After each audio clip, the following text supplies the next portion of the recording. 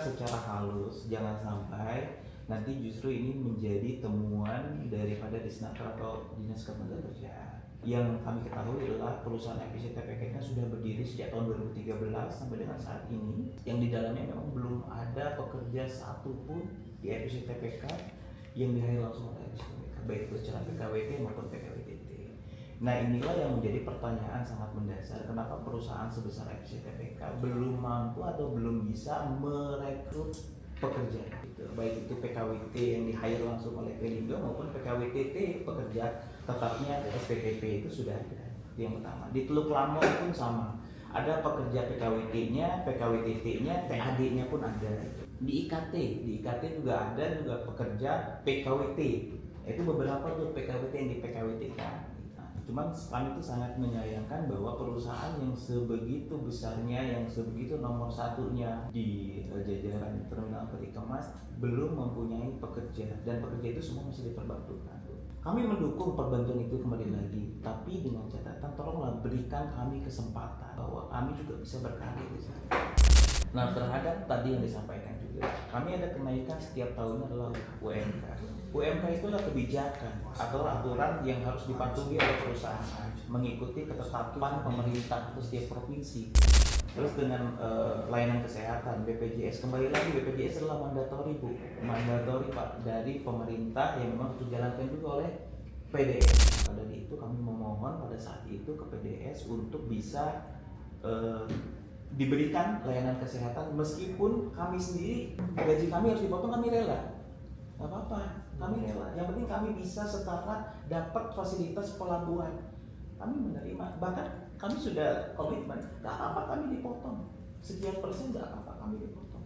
Tapi tolong berikan kami kesempatan untuk mendapatkan layanan kesehatan itu.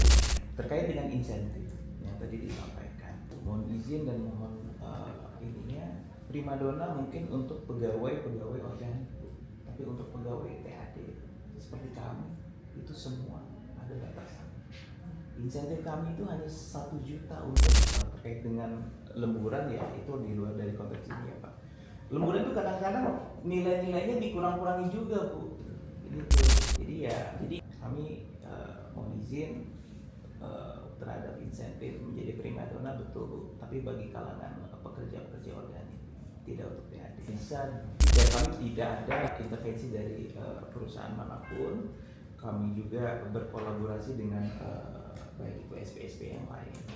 Dalam hal ini kami juga menginginkan atau berupaya semaksimal mungkin Bu terhadap keinginan para teman-teman pekerja supaya mendapatkan hal yang berubahnya agak naik deh dikit, terutama itu tadi kalau memang susah untuk terhadap perubahan status, kami mohon untuk layanan kesehatan bisa dibantu.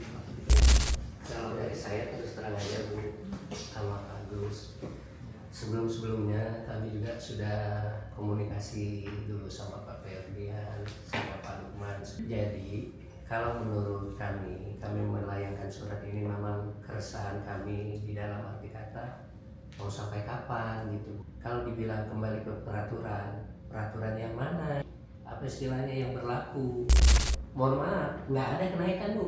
Udah semenjak kami bergabung di TPK dari 2018 sampai sekarang. Saya sampai nanya, ini polanya gimana sih hitungannya?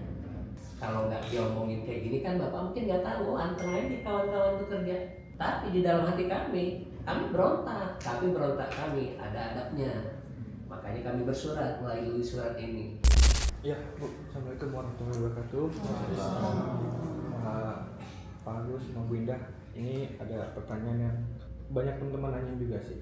Ada pembahasan tentang kenaikan gaji setiap tahun. Tapi yang teman-teman sayangkan itu adalah pajak kami yang lebih besar daripada kenaikan gaji kami. Bahwa pajaknya teman-teman organik itu dibayarkan sama perusahaan. Nah, kami coba ngomong sama PDS nggak sanggup. Bisa nggak kami ini pajaknya tolong dibantu? Syukur-syukur alhamdulillah kita pajak teman-teman THD dibayarkan sama perusahaan, atau enggak dipotong 50% sama perusahaan, nggak apa-apa, kami terima. Yang kedua, untuk yang kesehatan itu kenapa kita concern banget Bu dari zaman dulu pertama kali masuk, karena memang tujuan paling utama kami itu, goals yang paling harus kami pertahankan dari awal itu adalah kesehatan. Karena kita udah dapat 2 kali teman kita yang kecelakaan sampai meninggal tidak dapat apapun itu backupan. Pajak itu, pajak penghasilan tidak dibayar pribadi. Dibayar pribadi. Ininya saya terus terang aja Bu Indah, Pak Agus, jangan sampai surat kami ini ya benar kata Ibu Indah tadi nyolek direksi ya kan, bahwa kami ini ada, terus kami juga merindukan kasarnya status kami ini berubah. Tapi yang paling banyak case itu kayak kemarin cuti tahun baru dibatasin 6 orang. Pertanyaannya, untuk teman-teman yang sakit itu kan otomatis kegiatan kerjanya dia, porsinya dia tuh berarti gak ada yang megang. Bahasa kasar kalau dia yang kerja di lapangan di kapal megang alat nggak ada yang megang. Tiba-tiba saya megang 2 alat. Dimana itu resikonya lebih besar, kecelakaannya, resiko salah muatnya juga besar. Untuk case kayak seperti itu, kalau misalnya orangnya tidak ada gitu, karena memang halnya memang karena tidak ada, apa yang harus teman-teman lakukan? Apakah tetap saya megang 2 alat? Kalau saya sih mikirnya gini, karena sempat juga ada masukan dari teman-teman di area ya. Ini posisinya kita kan kerjasama dengan PDS ini pengadaan orang. Artinya kalau misalnya ada yang cuti, itu harus ada pendampingnya. Dan sampai sekarang ini masih belum terklarifikasi. Nanti saya coba ngomong dengan teman-teman PDS, tambahan ini berarti ya, dengan kasus seperti ini itu seperti apa. Kalau yang waktu itu sempat coba yuk kita tanya gimana bisa nggak kalau misalnya ada yang cuti, ada yang sakit, kami gantilah 1 hari. Kadang-kadang untuk pengisian orang pun kita harus mencari secara internal. PDS jadi nggak ada stok gitu misalnya untuk mengganti orangnya gitu. Nah inilah kondisi yang terjadi ya, bagaimana kita memaksimalkan. Kami dari SDM kan nggak mungkin memonitor sampai ke bawah sekali gitu ya, karena kan ada atasan-atasannya. Itu di mana Mas? Tempat kita mas. TP2. Ya, ya kan pernah ngobrol. TP2 bukannya sama mitra ya Mas ya? Enggak ya? Domestik atau ocean going? Oh ya, ini yang domestik apa? Dua-duanya. Dua-duanya. Nah sekarang sejauh mana Mas Fahmi ini jadi masukan kita juga workload-nya dan ada antisipasi kondisi-kondisi seperti ini. Sebenarnya tiap hari lah ya. Ya.